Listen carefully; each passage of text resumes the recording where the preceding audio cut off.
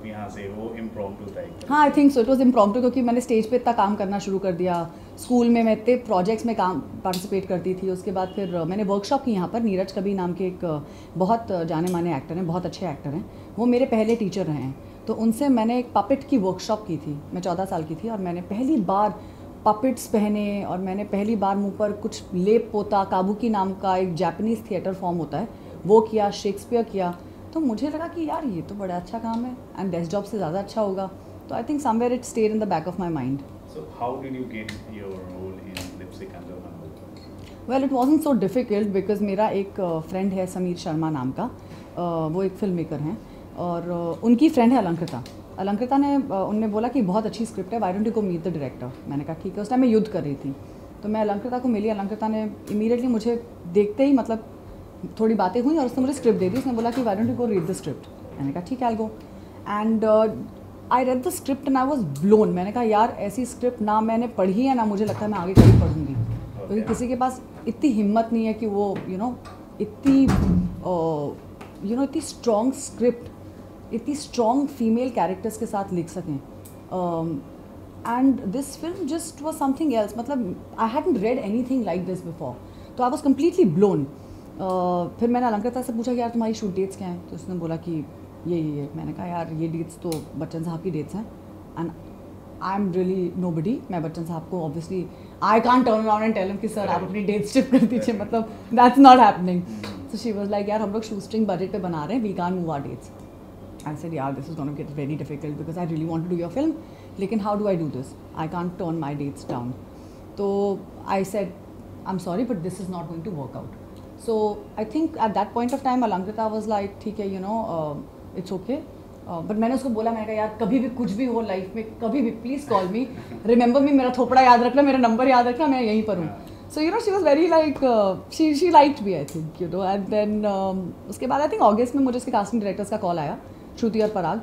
और श्रुति ने मुझे कॉल करके बोला कि हाँ ना इस फिल्म की कास्टिंग चल रही है, आई थिंक 70-80% ऑफ बॉम्बे की जितनी भी एक्ट्रेसेस हैं सब ने ऑडिशन कर दिया है, we want to put you on tape अगर तुम कुछ कर नहीं रही हो। मैंने कहा please put me on tape, put me wherever you want to, I will कम।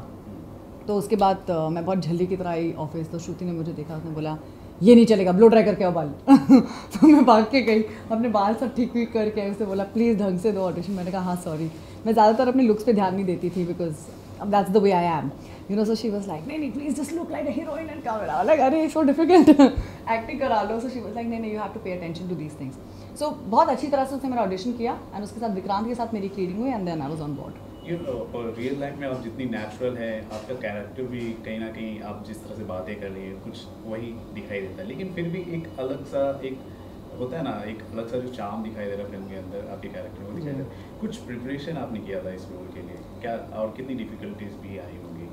हम लोग की actually the thing is that हम लोग ने वर्कशॉप्स की थी अतुल मोंगिया के साथ। अतुल मोंगिया एक कास्टिंग डायरेक्टर हैं और अब एक डायरेक्टर बन रहे हैं। बहुत ही सहज कास्टिंग डायरेक्टर हैं, बहुत ही अच्छे कास्टिंग डायरेक्टर हैं और बहुत ही अच्छे इंसान हैं, और वो एक्टर्स के साथ वर्कशॉप्स करते हैं। उन्होंने हम लोग की करीबन 10 दिन की वर्कशॉप की। हमारे एक डायलेक्ट कोच आए थे भोपाल से, जिन्होंने हम लोग की भोपाली पर काम किया।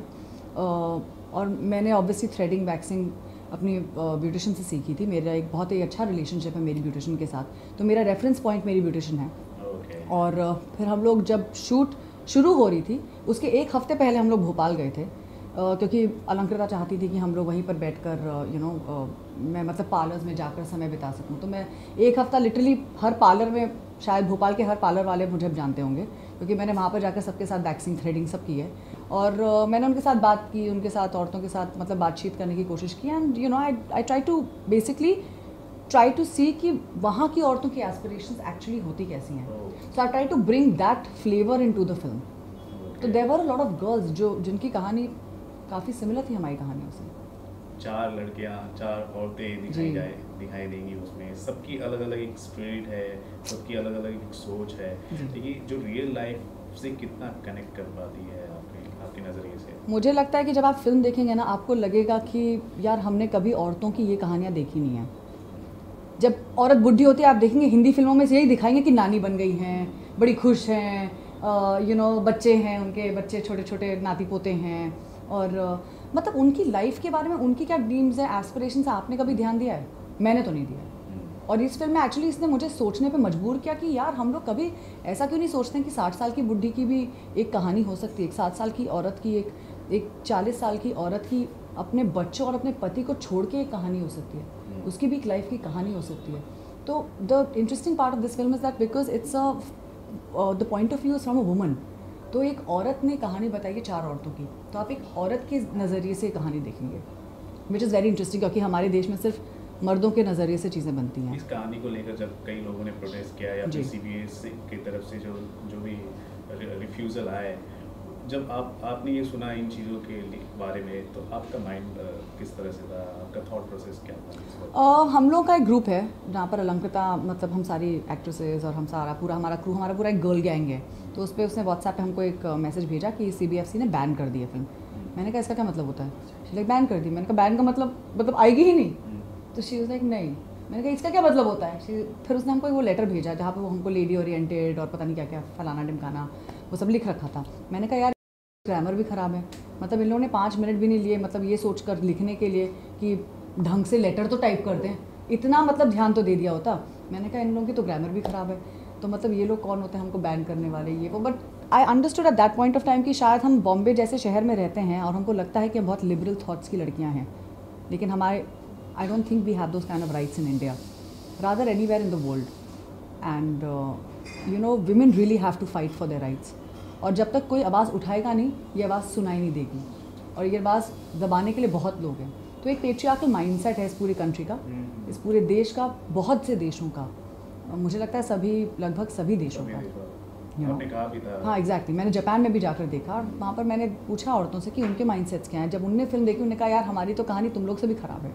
So I was like यार मतलब क्या, ये लड़ाई हर जगह चल रही है।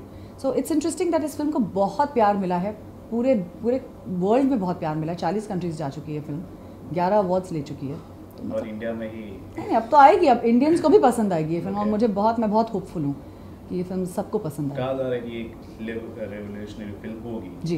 कितनी उम्मीद कर रहे हैं, कितना बदलाव आ सकता है इस फिल्म के साथ? मुझे लगता है कि बदलाव एक दिन में नहीं आता, बदलाव आता है जब आप अपने ऊपर खुद ध्यान देते हैं। लाइक मुझे अपने अंदर एक बदलाव लाना है। मुझे नहीं लगता कि मैं सामने वाले को बोलती हूँ कि यार तू बदल जा। मैं अपने आप को बोल सकती हूँ कि मैं बदल सकती हूँ।